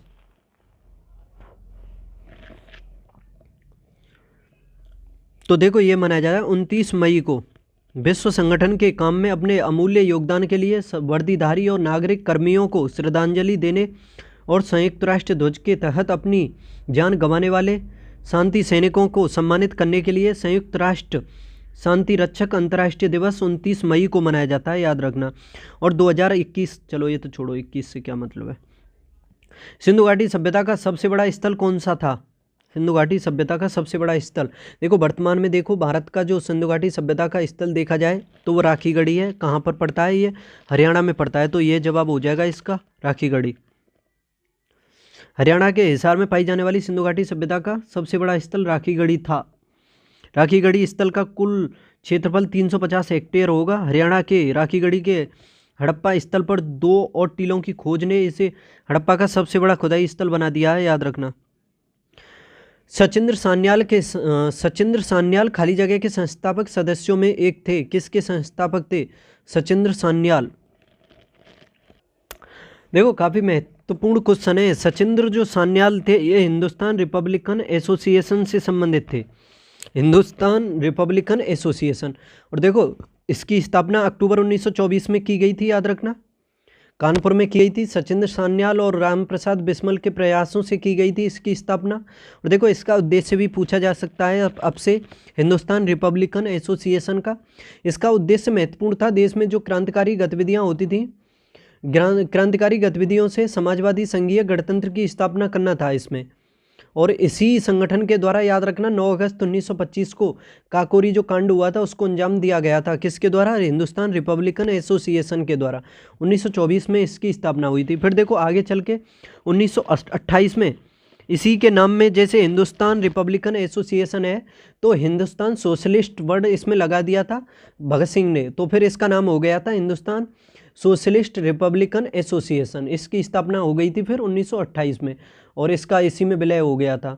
उसका नौजवान सभा का भी इसी में विलय हुआ था। देखो नौजवान सभा के बारे में भी पूछा जाता है। तो 1926 में स्थापना की गई थी नौजवान सभा की, और भगत सिंह के द्वारा की गई थी। इसमें शामिल थे छबिलदास, यशपाल वगैरह, वो भी शामिल थे इसमें, ठीक है। और लाहौर छात्र संघ जो था उसकी भी स्थापना की गई थी भगत सिंह के द्वारा। और देखो ये जो नौजवान सभा जो बनी थी 1926 में, इसी के द्वारा एक जो साइमन कमीशन जो आया था ना, उसका विरोध भी किया गया था इसी के द्वारा 1927 में नौजवान सभा के द्वारा। काफ़ी महत्वपूर्ण हो जाती है ये। और देखो जैसे ये जो हिंदुस्तान सोशलिस्ट रिपब्लिकन एसोसिएशन 1928 में बना। फिर इसी के जो क्रांतिकारी थे भगत सिंह, बटुकेश्वर दत्त वगैरह जो थे ये दोनों, तो इन्होंने ही जाकर के 1929 में 8 अप्रैल 1929 में असेंबली में बम फेंका था, आप सभी को पता होगा। और खड़े होकर के वहाँ पर इन्होंने नारे भी लगाए थे इंकलाब जिंदाबाद के, ठीक है। नेक्स्ट देखो, अब देखो ये पुस्तक दी हुई है आपके सामने कुछ, जैसे बंदी जीवन है, कुछ पुस्तक नहीं है, एक ही है। बंदी जीवन पुस्तक जो है सचिंद्र सान्याल द्वारा प्रकाशित की गई थी। पूछी जाती है कि बंदी जीवन को किसके द्वारा लिखा गया, तो सचिंद्र सान्याल के द्वारा। सचिंद्र सान्याल हिंदुस्तान रिपब्लिकन एसोसिएशन के संस्थापक सदस्यों में थे, एक थे, बता दिया मैंने। वह HRA घोषणा पत्र जिसका शीर्षक द रिवॉल्यूशनरी था के लेखक भी थे। उन्हें 2 बार पोर्ट ब्लेयर में सेलुलर जेल भेजा गया था, जिसे काला पानी के रूप में भी जाना जाता है। जैसे देखो क्रांतिकारियों को जब काला पानी की सज़ा दी जाती थी, या तो उन्हें म्यांमार रंगून भेजा जाता था या फिर पोर्ट ब्लेयर भेजा जाता था, जो सेलुलर जेल है पोर्ट ब्लेयर में, उसमें जैसे वीर सावरकर को भेजा था उसी में 12 वर्ष जहाँ पर उन्होंने काटे थे। तो काफ़ी महत्वपूर्ण हो जाती है। 2011 की जनगणना के अनुसार भारत की कुल जनसंख्या में 20 वर्ष और उससे अधिक आयु के लोगों का प्रतिशत कितना है? 2011 की जनगणना के अनुसार देखा जाए तो 20 वर्ष और उससे अधिक आयु के लोगों की जनसंख्या का प्रतिशत पूछा है इसमें। तो कितना है? यह है 59.29%। तो और एक चीज़ और याद रखो, भारत जो है विश्व में सबसे युवा कंट्री है, सबसे अधिक युवा भारत में ही पाए जाते हैं। और 2011 की जो जनगणना हुई है उसके अनुसार 20 वर्ष और उससे अधिक लोगों का जो उम्र का हिसाब देखा जाए तो उसका प्रतिशत भारत में 59.29% है, याद रखना। संविधान का कौन सा अनुच्छेद राज्य में राज्यपाल की अध्यादेश शक्तियों से संबंधित है? राज्यपाल की जो अध्यादेश जारी करने की जो शक्तियाँ हैं ये संबंधित है आर्टिकल 213 से। किससे? 213 से। और ये जो आर्टिकल 123 है ये संबंधित है उसके राष्ट्रपति के अध्यादेश जारी करने की शक्ति से। देखो कुछ नहीं है, दोनों सिंपल हैं, 1 2 3 दोनों में यूज हुआ है। जैसे 1 2 3 ये राष्ट्रपति हो गया, आप स्टार्ट कर दो इसमें 2 से, फिर 1 को ले दो, 3 को ज्यों की त्यों रहने दो, यानी 3 को तो ज्यों की त्यों रख दो और 1 और 2 के स्थान को चेंज कर दो, ठीक है। और वह तब अध्यादेश, पता है ये जो राज्यपाल है कब अध्यादेश लाता है, जब एक संसदीय विधानमंडल के मामले में विधानसभा सत्र में नहीं हो, जब विधानसभा और परिषद दोनों एक द्विसदनीय विधायिका के मामले में सत्र में ना हो। ठीक है, सदन को चलाने के लिए दोनों सदनों की आवश्यकता होनी जरूरी है, और जब एक सदन जो है सत्र में नहीं होता है तब ये अध्यादेश जारी करता है, याद रखना। निम्नलिखित में से कौन भारतीय संविधान की विशेषताओं में से एक नहीं है? भारतीय संविधान की विशेषताओं में से कौन एक नहीं है? क्या संघवाद है भारत में? सरकार का अध्यक्षीय रूप है? अधिकारों का पृथक्करण है? धर्मनिरपेक्षता है? देखो, संघवाद भी है, अधिकारों का पृथक्करण यानी शक्तियों का पृथक्करण, जैसे सूची, संघ सूची, राज्य सूची, समवर्ती सूची। धर्मनिरपेक्ष है, किसी भी धर्म को महत्ता नहीं दी गई है, सभी धर्म समान है। लेकिन ये जो सरकार का अध्यक्षीय रूप है ये नहीं है भारत में। ठीक है, अध्यक्षात्मक जो सरकार है वो तो कहाँ पर है? अमेरिका में है। और जानो इसमें कि संघवाद देश में सरकार के एक से अधिक स्तरों के अस्तित्व को दर्शाता है। भारत में केंद्र स्तर पर एवं राज्य स्तर पर सरकारें हैं। पंचायती राज्य सरकार का तीसरा स्तर है। देखो, सरकार के 3 स्तर हैं, केंद्र पर केंद्र सरकार, राज्य पर राज्य स्तर पर राज्य सरकार, और पंचायती स्तर तीसरा है। भारत में सरकार का संसदीय रूप है, अधिकारों का पृथक्करण है। संविधान के अनुसार सरकार के 3 अंग हैं, विधायिका, कार्यपालिका और न्यायपालिका। विधायिका हमारे चयनित प्रतिनिधियों को संदर्भित करती है। कार्यकारी उन व्यक्तियों का एक छोटा समूह है जो कानून लागू करने तथा सरकार चलाने के लिए उत्तरदायी है। न्यायपालिका इस देश में अदालतों की प्रणाली को संदर्भित करती है। सरकार की किसी एक शाखा द्वारा सत्ता के दुरुपयोग को रोकने के लिए संविधान कहता है कि इन अंगों में से प्रत्येक को विभिन्न अधिकारों का प्रयोग करना चाहिए।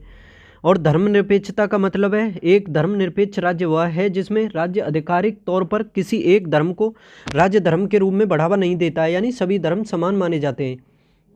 नेक्स्ट देखो, 42वें संविधान संशोधन अधिनियम 1976 के परिणाम स्वरूप प्रस्तावना में निम्नलिखित में से कौन से 3 शब्द शामिल किए गए? जो 42वां संविधान संशोधन हुआ था इसको मिनी संविधान भी कहा जाता है। इसके द्वारा 1976 में 3 शब्द जोड़े गए थे, तो कौन से थे? तो याद रखना, देखो, इसके द्वारा समाजवादी, पंथनिरपेक्ष और अखंडता, ये 3 शब्द जोड़े गए थे।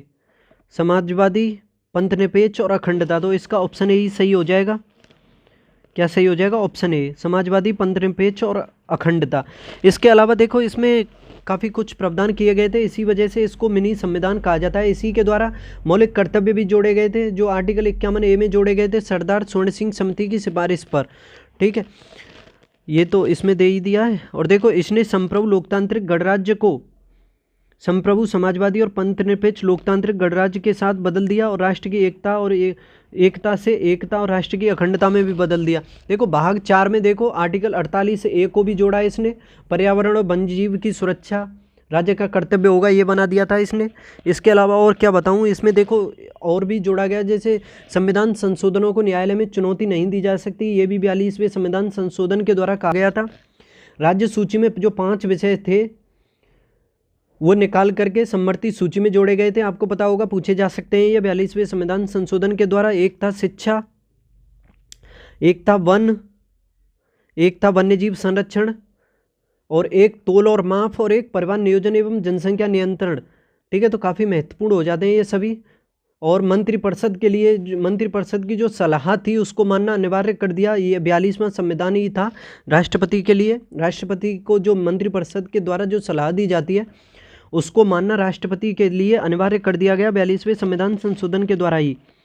नेक्स्ट देखो, निम्नलिखित में से किसके खिलाफ बिश्नोई आंदोलन शुरू किया गया था?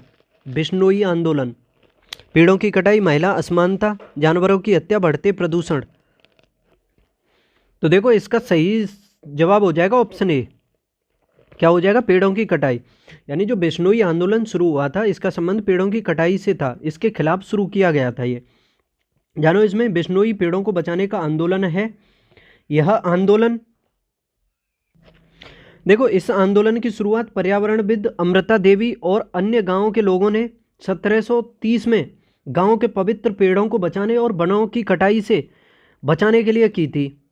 ये जो बिश्नोई आंदोलन था ये काफ़ी महत्वपूर्ण आंदोलन है, इसे अच्छे से समझ लो। 1730 में हुआ था ये, और यह मुख्य रूप से पेड़ों को काटने के खिलाफ शुरू हुआ था।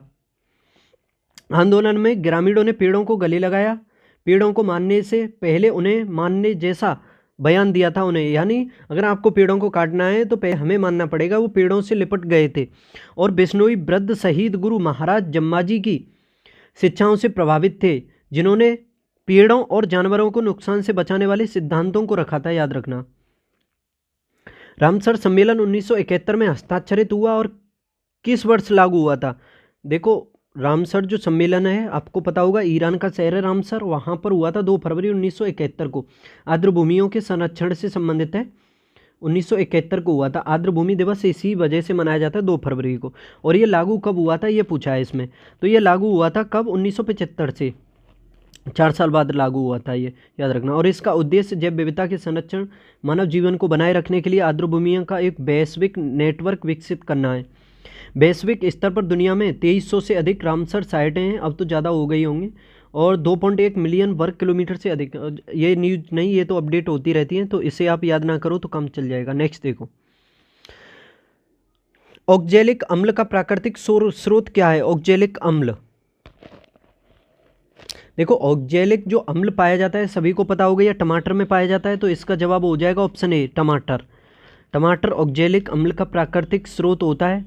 ऑक्जेलिक अम्ल के लिए रासायनिक सूत्र C2H2O4 होता है। ऑक्जेलिक अम्ल सफ़ेद क्रिस्टलीय ठोस है जो जल में रंगहीन विलयन बनाता है।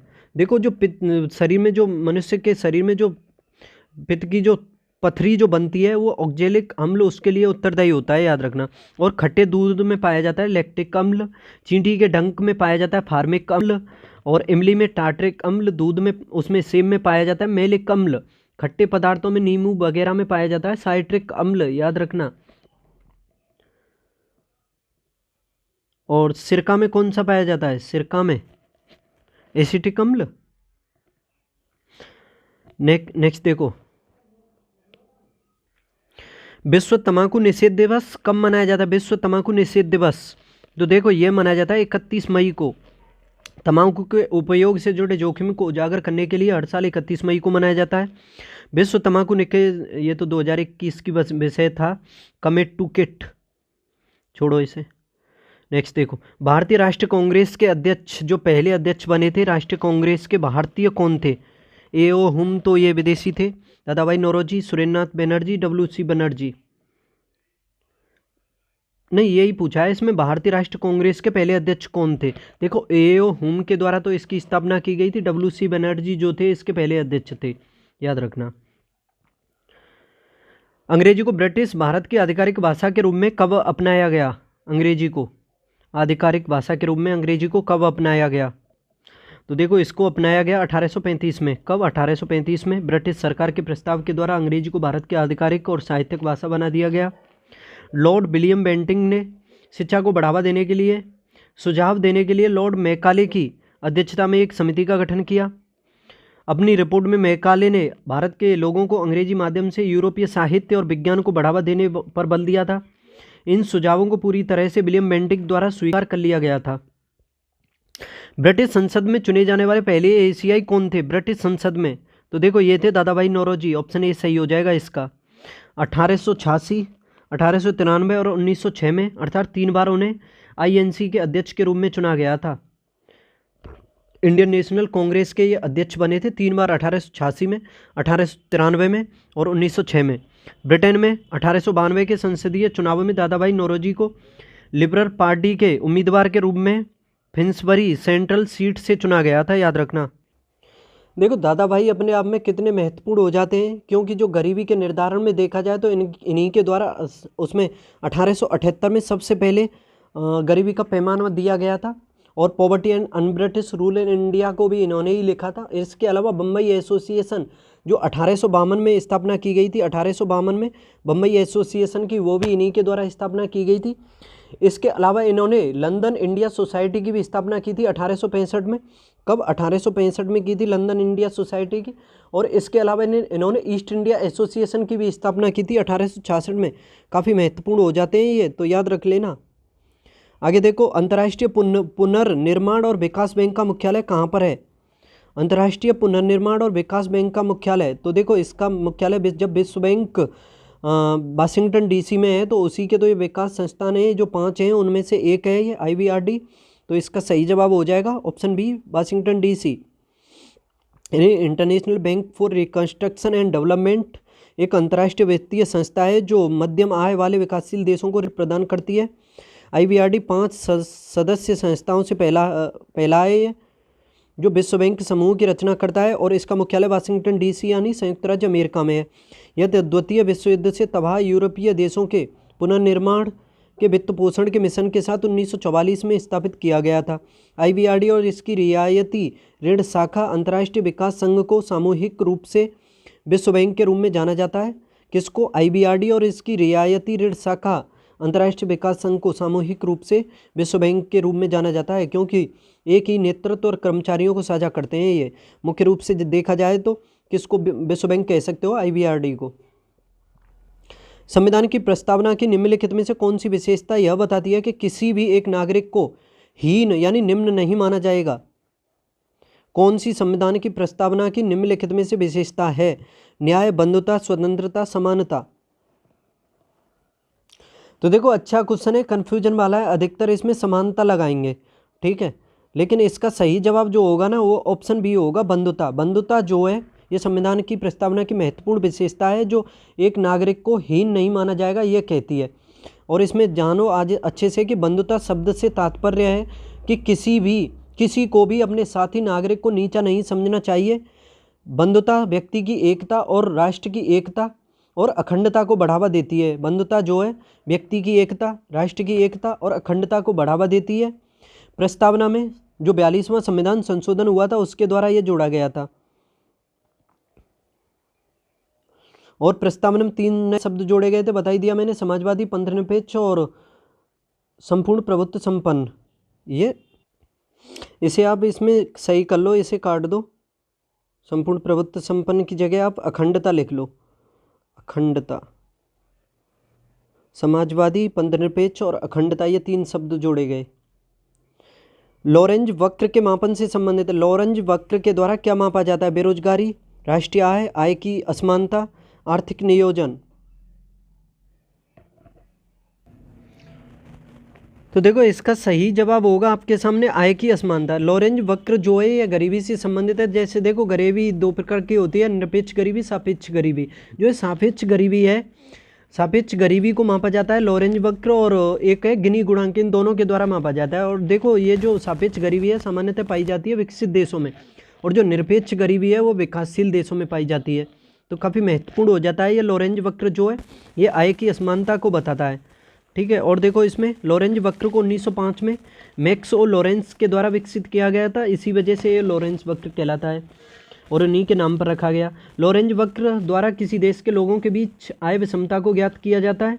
इस वक्र का प्रत्येक बिंदु उन व्यक्तियों को प्रदर्शित करता है जो एक निश्चित आय के प्रतिशत के नीचे होते हैं। आगे देखो, व्यावसायिक फसलों के लिए मूल्य समर्थन कार्यों को लागू करने के लिए केंद्रीय नोडल एजेंसी कौन सी है? व्यावसायिक फसलों के लिए मूल्य समर्थन कार्यों को लागू करने के लिए केंद्रीय nodal agency FCI, NABARD, TRIFED, NAFED. तो देखो व्यावसायिक फसलों के लिए मूल्य समर्थन कार्यों को लागू करने के लिए केंद्रीय नोडल एजेंसी है ऑप्शन डी, नेफेड।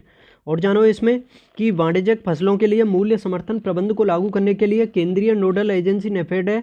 नेफेड का मतलब national agricultural cooperative marketing federation of India limited है। इसकी फुल फॉर्म याद करो, national agricultural cooperative marketing federation of India limited है। और देखो नाफेड की स्थापना कब की गई थी? 2 अक्टूबर 1958 को नेफेड की स्थापना 2 अक्टूबर 1958 को। और इसका मुख्यालय नई दिल्ली में, दिल्ली, मुंबई, चेन्नई, कोलकाता में इसके 4 क्षेत्रीय कार्यालय भी हैं। और राज्य के महत्वपूर्ण शहरों और राजधानियों में इसके 28 क्षेत्रीय कार्यालय हैं। क्वेश्चन नंबर 47, निम्नलिखित में से मानव मस्तिष्क का वह हिस्सा कौन सा है जिसमें विचारों का संग्रह होता है? मस्तिष्क का कौन सा हिस्सा है जिसमें विचारों का संग्रह होता है? मध्य मस्तिष्क, अनुमस्तिष्क, अग्र मस्तिष्क, सेरिबेलम। देखो संरचना रूप में देखा जाए तो मस्तिष्क के 3 भाग होते हैं, अग्र मस्तिष्क, मध्य मस्तिष्क और अनुमस्तिष्क यानी पश्चिम मस्तिष्क। तो देखो इसमें यह हिस्सा है अग्र मस्तिष्क, जिसमें विचारों का संग्रह होता है।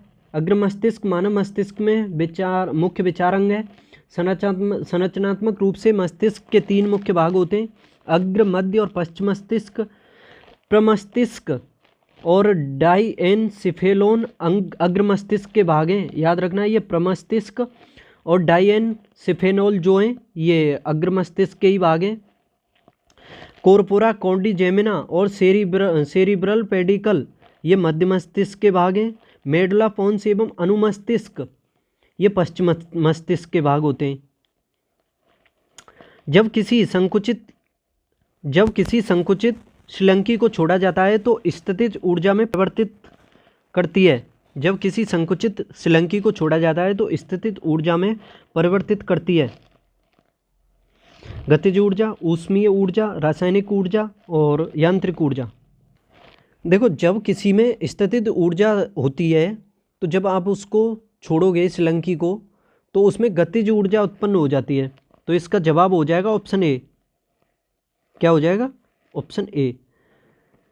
जब एक संपीड़ित श्रीलंकी को छोड़ा जाता है तो यह संभावित ऊर्जा को गतिज ऊर्जा में परिवर्तित कर देती है। जैसे स्प्रिंग वगैरह देखी होगी आपने, ठीक है, तो उसमें गतिज ऊर्जा होती है। जब श्रीलंकी को संपीड़ित किया जाता है तो उसमें लोचदार संभावित ऊर्जा की संग्रहित होती है। चलो, हर साल राष्ट्रीय सांख्यिकी दिवस कब मनाया जाता है? सांख्यिकी दिवस, हर साल सांख्यिकी दिवस ये मनाया जाता है 29 जून को। पीसी महालनोबिस के जन्म दिवस पर मनाया जाता है, याद रखना 29 दिवस को राष्ट्रीय सांख्यिकी दिवस, उनके अमूल्य योगदान के लिए। राष्ट्रीय सांख्यिकी दिवस 2021 का विषय, जरूरी नहीं है याद करना, छोड़ो। और हर 5 साल के बाद विश्व सांख्यिकी दिवस 20 अक्टूबर को मनाया जाता है। ये क्या है? विश्व सांख्यिकी दिवस। ये तो हो गया, देखो 29 जून को तो हो गया राष्ट्रीय सांख्यिकी दिवस, और 5 साल के बाद मनाया जाता है विश्व सांख्यिकी दिवस 20 अक्टूबर को। ये भी पॉइंट है, याद करना। और इसमें महत्वपूर्ण पॉइंट ये है कि ये हर साल नहीं मनाया जाता, 5 साल के बाद मनाया जाता है। भीमबेटका आज का लास्ट क्वेश्चन है, काफ़ी महत्वपूर्ण है। भीमबेटका, नेवासा, पुष्कर, रोहिरी पहाड़ियाँ और समनापुर किस काल के महत्वपूर्ण स्थल हैं?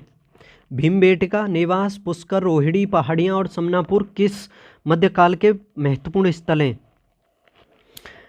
तो देखो ये सभी जो स्थल हैं ना मध्य पुरापाषाण काल के स्थल हैं, तो ऑप्शन बी इसका सही हो जाएगा।